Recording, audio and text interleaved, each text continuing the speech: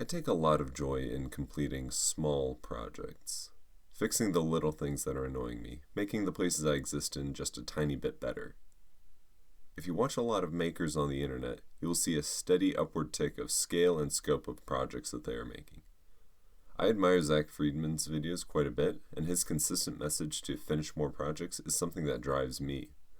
On the other hand, because he needs to be making videos all the time, he never goes back to a project. Once the video is published, the project has to work. That's the advantage that most of us have. Our livelihoods aren't dependent on building things, so we can afford the time to work on things that aren't glamorous and flashy. That's what this video is. I had some downtime recently and wanted to get a handle on all these little things. One of the first things I wanted to fix was my Home Assistant installation. I've been having some reliability issues with it for a while. Frequently, it would freeze up and my Zigbee devices would become unavailable. Since I got started with Home Assistant, I've been using the Raspberry Pi 4. This works great when getting started. Easy to set up, easy to start experimenting, all that. Once you start adding add-ons and lots of integrations though, it begins to chug. I solved this by getting an inexpensive mini PC on auction. I wish I had done this years ago. It has solved all my reliability problems, and I had no idea how fast Home Assistant could boot up. If you're moving your installation to a new system, you can grab a backup and restore it, but I elected to start from scratch more or less, trying to not bring over any baggage.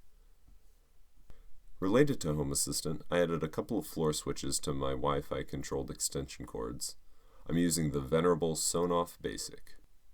This model of Sonoff requires the button to be connected to the RX pin and ground with a resistor in line. You could connect an external button to the solder pads on the built-in button, but this should only be done with a push button and not a toggle switch. Otherwise you will end up in boot mode if you power it on while the switch is in the pressed in position. I got my smart speakers working again as well. I've been using Mode Audio on a couple of Raspberry Pis for a while now. This software can play back local files, web radio, and most importantly, acts as a Spotify device. This was another case of things suddenly just not working. I don't know if I solved it long term, but since I've updated the software, it's not been an issue. However, on the Raspberry Pi B, the Spotify renderer freezes up occasionally. Luckily, I have a newly available Raspberry Pi now. I'm interested in trying Music Assistant next.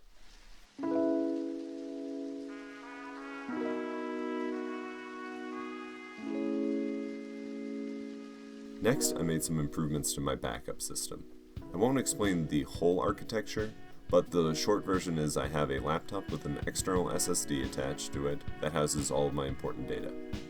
I send anything I want backed up to the laptop, and that drive gets synchronized to another computer at another location with SyncThing.